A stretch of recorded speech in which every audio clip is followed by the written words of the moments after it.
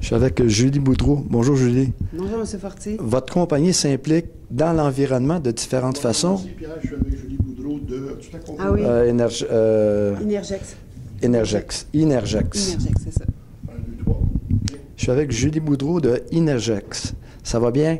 Oui, M. Fortier. Alors, votre compagnie s'implique beaucoup dans l'environnement et vous êtes arrivé avec un concept extraordinaire pour un projet d'éolienne à Rivière-du-Loup.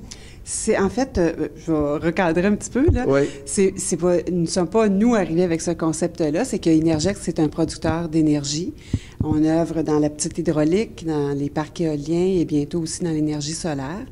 Et en partenariat avec la MRC de Rivière-du-Loup, dans le cadre d'un appel d'offres qui avait été lancé en 2009 par Hydro-Québec, on développe actuellement un projet éolien communautaire qu'on appelle le projet éolien communautaire Vigée de Nonville.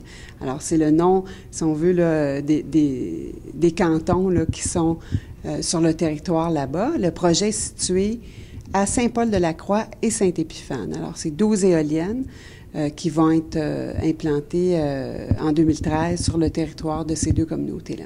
Donc, vous avez fait du lobbying parce que les gens ont accepté votre proposition. C'est important. Bien, je vais vous dire, on a fait quelque chose qu'on avait fait dans le passé aussi, mais sous différentes formes. C'est-à-dire qu'avant même, puis nous, on l'a fait, mais avec notre partenaire qui est la MRC de Rivière-du-Loup, qui est très, très, très impliqué sur le terrain. C'est eux qui sont là, qui connaissent vraiment le territoire, les gens, les communautés. Donc, ça profite aussi au projet, là, cette implication-là. Et ce qu'on a fait, c'est avant même de soumettre le projet à Hydro-Québec, pour être choisi ou pas choisi, mais dans ce cas-là, il a été choisi là, dans l'appel d'offres. Oui. On a fait une séance d'information publique sous forme de porte ouverte où le projet a été présenté à la population concernée.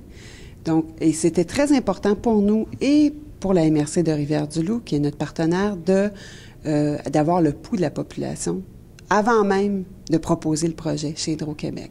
Je pense que c'est une façon de faire qui est intéressante et qui peut amener beaucoup, beaucoup de bénéfices dans le sens où on va aussi chercher beaucoup d'informations de la part des gens. Eux, ils connaissent leur terrain, ils connaissent le territoire et ça permet un échange direct, ça permet de mettre des visages sur des noms, oui.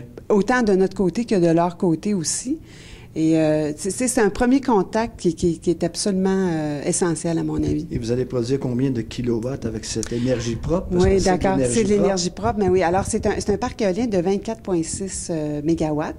Alors si on peut le visualiser dans le sens où l'électricité n'est pas nécessairement visible, mais il va y avoir de l'électricité produite pour environ 4800 résidences. Alors, ça dépasse largement le nombre de résidences qu'il y a dans les deux municipalités concernées. Oui. Mais donc, c'est 12 éoliennes, mais ça produit de l'électricité là, pour combler les besoins de 4800 résidences. On parle d'un projet d'investissement de combien? 75 millions de dollars.